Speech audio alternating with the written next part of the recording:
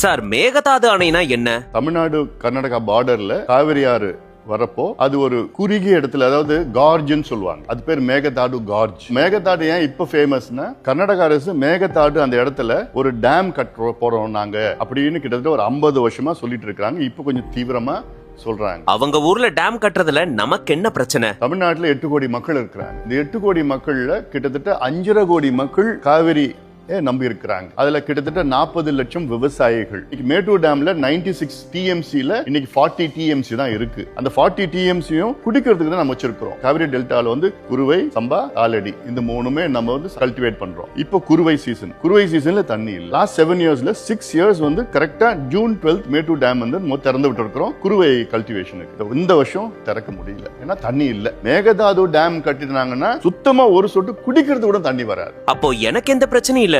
எனக்கு என்ன பிரச்சனை, எனக்கு என்ன பாதிப்பு? நீங்க கோயம்புத்தூர்ல இருக்கலாம், கன்னியாகுமரியில இருக்கலாம், பாண்டிச்சேரியில இருக்கலாம், எங்க வேணா இருக்கலாம், சென்னையில கூட இருக்கலாம். இயற்கை கொடுத்த மிகப்பெரிய வரம் என்பது காவிரி டெல்டா. ஆயிரம் ஆண்டுகள் நமக்கு இதற்கு முன்பு உணவு அளித்தது. இனி ஆயிரம் ஆண்டுகள் நம் வருங்கால சந்ததியினருக்கு அந்த மண் உணவளிக்க வேண்டும். இப்போ அதுல திடீர்னு ஒரு டேம் கட்டணும்னா உங்களுக்கு உணவு கிடைக்காது, ஃபுட் செக்யூரிட்டி பிரச்சனை வரும். அது இல்லாம குடிநீர் இல்லாம இருக்க முடியாது. சென்னையில குடிநீர் பிரச்சனைனா காவேரி, மதுரையில குடிநீர் பிரச்சனைனா காவேரி, சேலம், திருச்சி, டெல்டா எல்லா இடத்துலயும் காவிரியை நம்பி தான் நம்ம இருக்கிறோம். அது இல்லாம இப்போ யூஎன்ல climate change, global warming, super El Nino effect எல்லாம் சொல்லிட்டு இருக்காங்க. This year is going to be one of the warmest years and we are going to have a severe water shortage. இந்த காவிரினால மிகப்பெரிய அளவுல நமக்கு பாதிப்பு இருக்கு. குறிப்பா இளைஞர்கள் நீங்க பாதிக்கப்படுவீங்க.